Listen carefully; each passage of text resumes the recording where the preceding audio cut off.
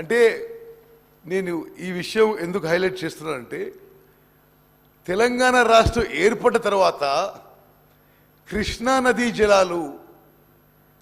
నదీ జలాల వాటాలో గతానికంటే ఉమ్మడి ఆంధ్రప్రదేశ్ కంటే తెలంగాణ రాష్ట్రం ఏర్పడిన తర్వాత ఎక్కువ అన్యాయం జరిగిన విషయం అంకెలతో సహా మీకు ఎక్స్ప్లెయిన్ చేస్తున్నాను.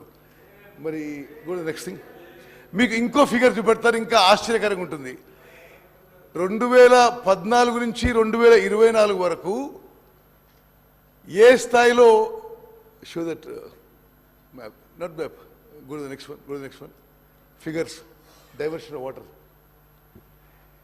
2004 నుంచి 2014 వరకు ఎంత వాటర్ శ్రీశైలం రిజర్వాయర్ నుంచి ఇల్లీగల్గా డైవర్ట్ అయింది, అవుట్ సైడ్ ద బేసిన్ అయిందో ఈ ఫిగర్ చూస్తే మీరు ఆశ్చర్యపోతారు.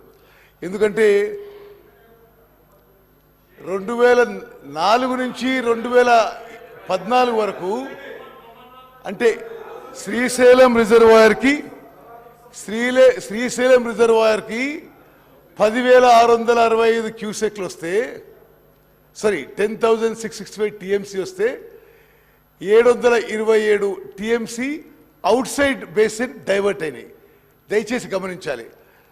2004 to 2014 total cumulative inflow to Srisalem was 10,665 TMC.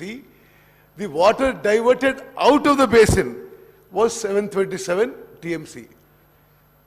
Telangana ఏర్పడిన తర్వాత శ్రీశైలం ఇన్ఫ్లోస్ 8,993 టీఎంసీ ఉంటే 1,200 టీఎంసీలు డైవర్ట్ అయినాయి.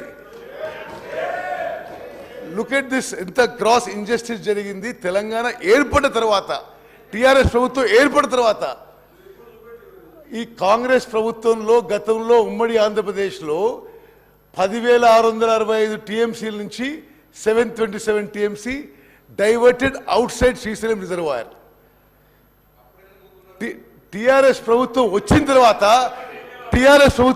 తర్వాత 8,993 టీఎంసీ ఇన్ఫ్లోస్ ఉంటే 1,200 టీఎంసీలు diverted illegally out side from Srisailam reservoir.